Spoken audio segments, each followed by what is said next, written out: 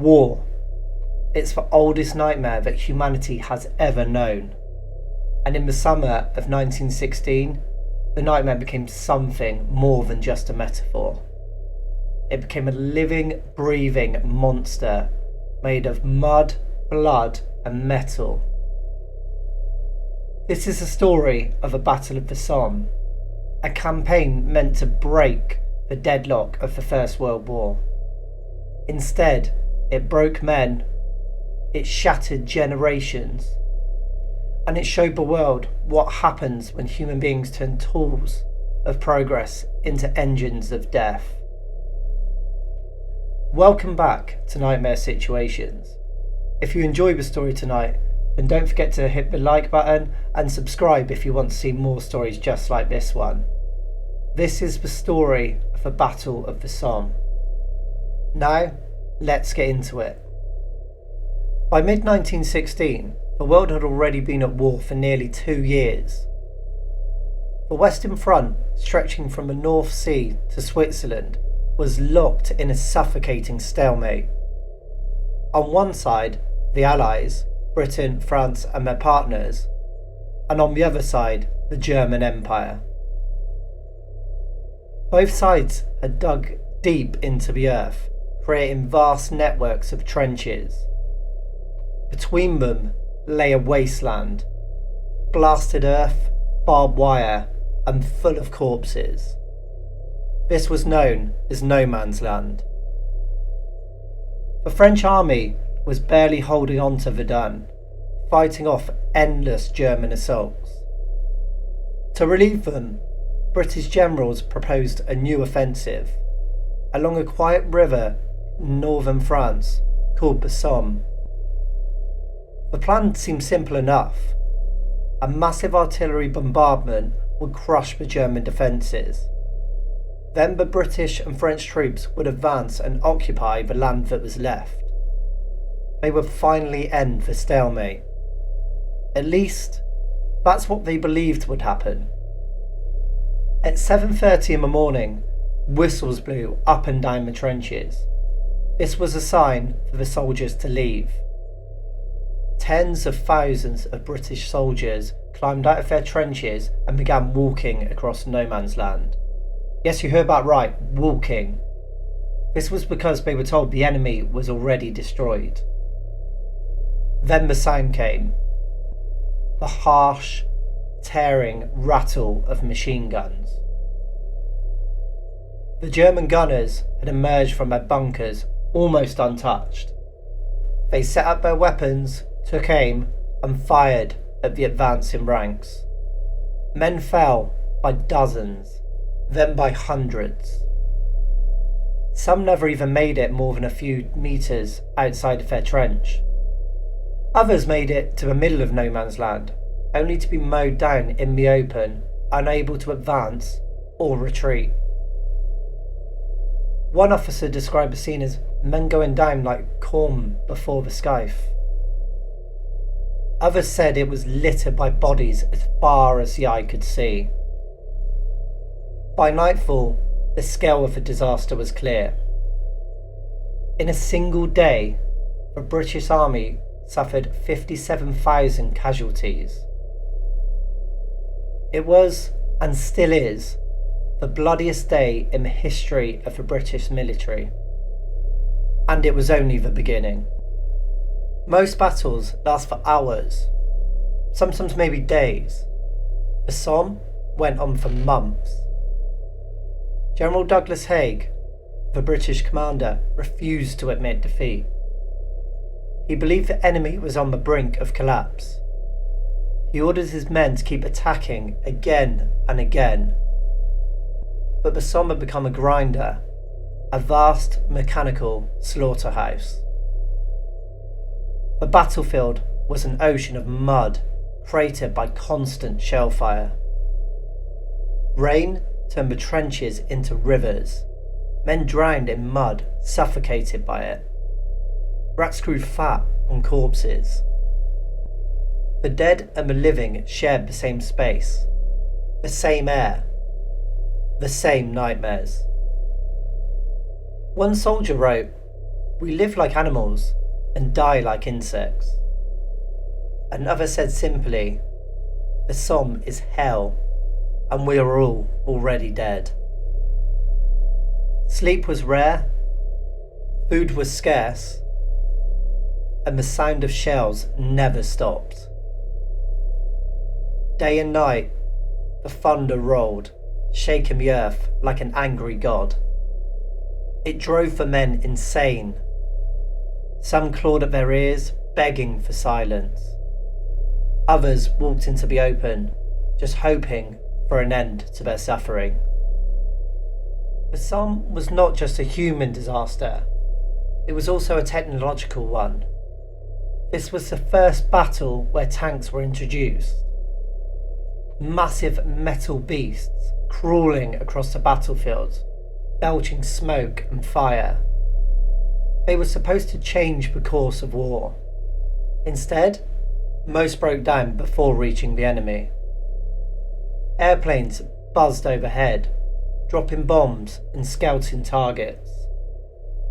Artillery shells packed with high explosives tore apart bodies and earth alike.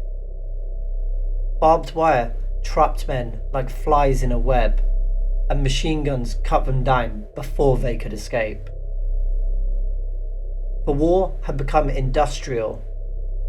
Every advance in technology only made death more efficient. The Somme proved that the future of warfare was not bravery or strategy. It was a mass production and mechanical slaughter. It's easy to talk about numbers. 50,000, 100,000, a million. But each number was a person, a voice, a face, and a life that would never come back home. Letters from the soldiers capture the horror in ways that statistics never can. One wrote to his family, "The stench is unbearable. We sleep beside the dead. When I close my eyes, I see faces, men I used to know." Another wrote, "We have become ghosts. We eat, we march, we kill, but we do not live." Even the German survivors spoke of similar stories. They spoke of weeks without rest, of comrades buried alive, of nights spent trembling in bunkers while the sky exploded above them. The Battle of Somme was not fought by heroes and villains. It was fought by men, all of them trapped in the same nightmare, each of them praying for an end that never seemed to come. The battle dragged on through July, August, September, and October. Each attack gained a few yards, sometimes even a few feet. Every hill, every trench, and every destroyed farmhouse took with it hundreds of lives. By November, the weather turned.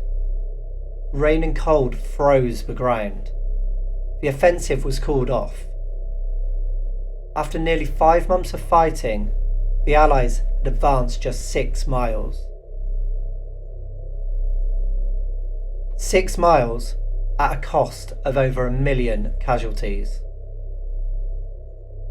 The Germans lost about 465,000, and the front lines barely moved.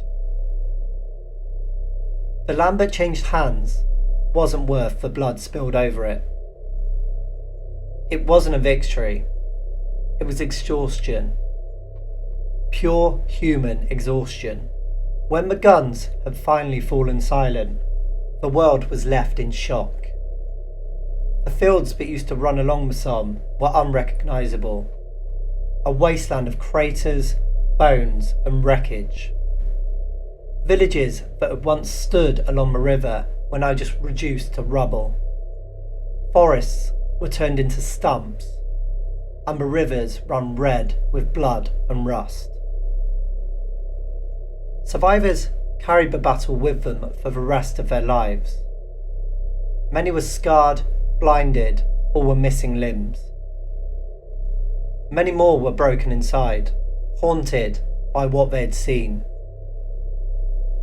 The Somme didn't end the war. It didn't even change the outcome, but it changed everything else. It marks the moment when the world realised what modern war really meant. That industrial power could kill on an unimaginable scale. That courage meant nothing against machine guns.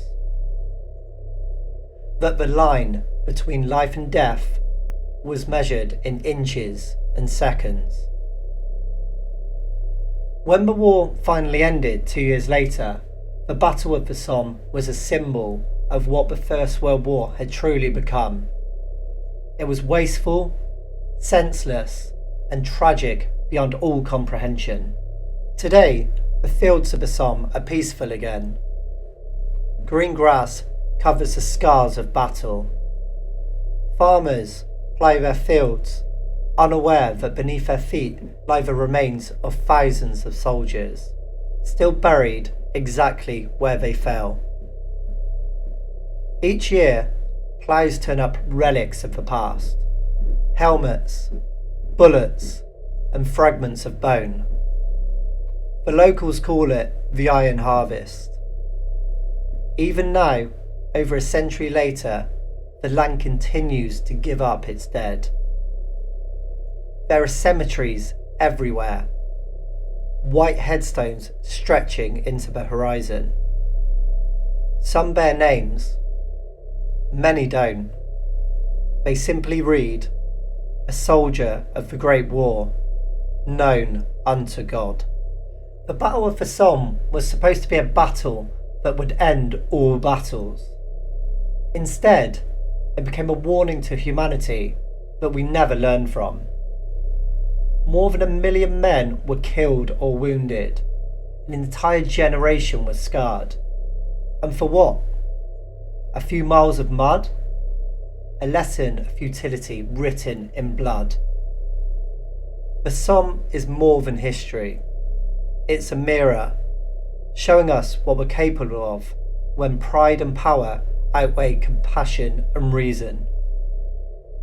It's a reminder that every war begins with confidence and ends with graves.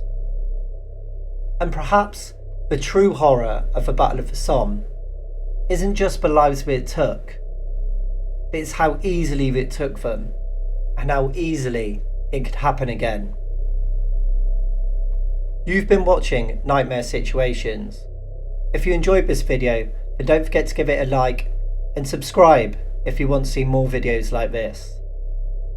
And remember, sometimes reality is more terrifying than any nightmare. Thank you for watching.